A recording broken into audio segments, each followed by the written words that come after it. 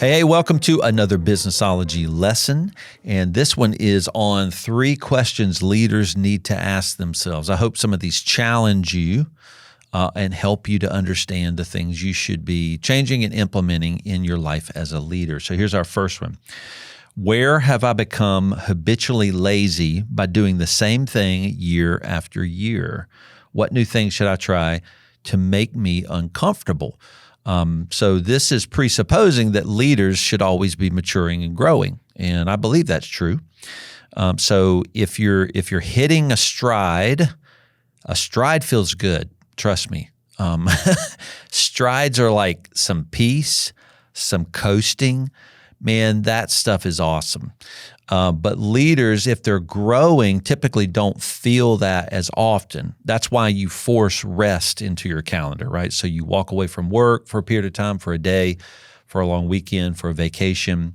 It's to give you a break from the onslaught of constant change that leaders are always going through. They're always going, fighting anxiety. They're dealing with maturing. They're dealing with issues and problems. And solving this is very valuable. So this question is really tackling that leader who may just be coasting. They're just chilling. Now that's okay.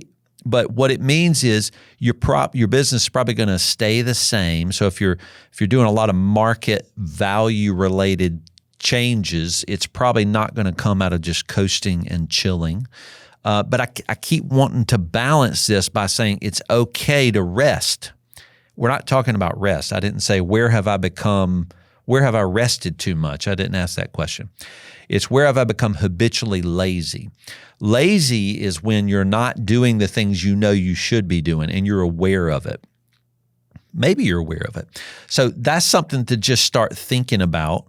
And is there something you can do that's uncomfortable? So business leaders that are growing businesses are often assessing and taking risks. That's what it takes to produce profit and move forward. So just think about that and think through your life and where that may be happening. All right, here's the second question. Who am I allowing to stay that is obviously not part of fulfilling a larger, longer mission that I'm trying to achieve? So I want to give a foundational point here when we're working with a lot of clients is we always ask them, what is your next team move? So we always want the people we consult or coach to always have a next team move in mind. And it's just a way to think about growth because service-based companies grow by leveraging team. So growth often requires team changes. So when I say always, what is your next team move? I'm thinking about who are you about to promote? Who are you about to fire? What new role are you about to create?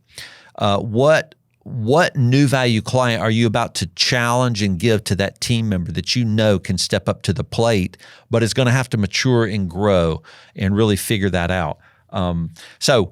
That's where this question comes from. What team move are you always considering? That's really, really important. That helps you not be lazy about just going, all right, the team's fine. No, everybody is always changing, always growing. You as the leaders are too.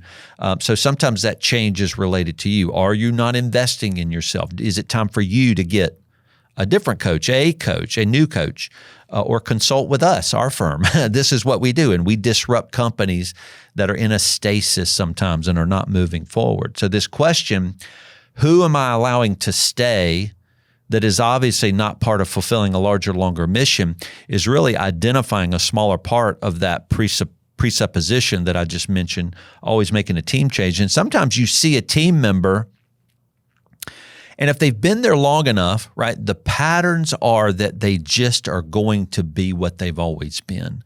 They don't want anything more. When they're pushed into new levels of value production, they pull back down to a lower level that they want to remain in. They don't learn from a lot of the mistakes of their own patterns. The patterns and the mistakes they make are always identical. No matter how much you teach them, you produce processes for them to follow, they constantly and will consistently produce the same thing. And there are teams like that. Some you see striving and wanting to grow. Some mess up. They make big mistakes, and you can help them recover from those. But there are some people also that are fine if you leave them alone. And when you bother them, which means pushing them into a stronger role or becoming more disciplined or focused, they bristle at that. And once the bristling is over for a week or two, they come back down to the role, to the place they really want to live. It's that place of safety. They really don't want to be pushed. And I'm saying, obviously with this question, I'm saying the least productive team member is going to be the anchor, as you know, to anchor your team in its growth. So I want to say that more clearly.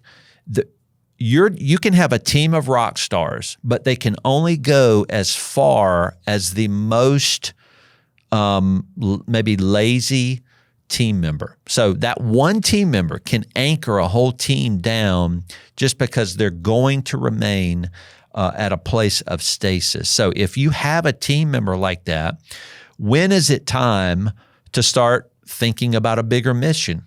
Because we get to a point where we let a team member stay long enough, we really go, you know what? They're fine. If I don't bother them, they just keep doing stuff like clockwork. And at least I get this. But if you're ever thinking about your team and you use that phrase, at least they fill in the blank, that is starting to point you to them not stepping into a mission or being pushed further into growth. So it might be time to start thinking about, what would that role look like if it was embodied by another person? That's a risk to take, but you may learn all kinds of new things and find out what that role could really bloom into if a person was not pulling themselves back. So that's the foundation of that question. That's long.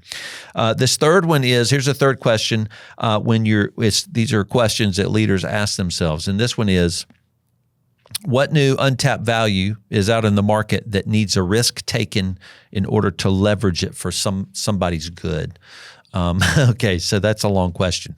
But this is what visionaries do. This is what entrepreneurs do. They look into the future. They see some value, some unmet value, and they go, I wonder if I can fill that, right? I don't see it filled very consistently with competitors, so I wonder if I can fill that. And to fill that, what you have to do is take a risk. You have to risk maybe some marketing to go to that market, that untapped value, and try to pull clients out of it. That might be something you have to do. Or take a risk and hire somebody that has that expertise because you want to go after that unmet need. So that's what entrepreneurs should always be doing. So as the leader of an organization, you always want to be asking yourself, what value is not being, I like the word exploited. I think the word really has a bad connotation, but it has a bad connotation when people talk about exploiting other people. But what I'm always talking about when I use that word is exploiting the value, right? Or the unmet need. So if there's an unmet need, I'm going to exploit that in the market so that I pull the value out of that in the form of price and profit. I pull that out by exploiting that unmet need. So there's that word, there's a little cunning behind it, right? Which is what we want to teach entrepreneurs to be, is to see something unmet, secretly to go after it, exploit the fact that exists, tap into that value, start producing value for people. And then they produce, out of that risk that they take, they produce profit. And as an entrepreneur, we do that. That's how we, that's how we go out and really meet the needs in a market. So that's really the basis behind that question, and asking yourself that, what new untapped value is out in the market where a risk needs to be taken so that you can leverage it for somebody's good, because that's typically what we do as entrepreneurs running, especially service-based companies, which are human-based companies. We serve people. And if there's an unmet need and we can take a risk, somebody's going to gain a good from our work. So I hope that helps as you're thinking about questions you should be challenging yourself with as a leader. Thanks for listening.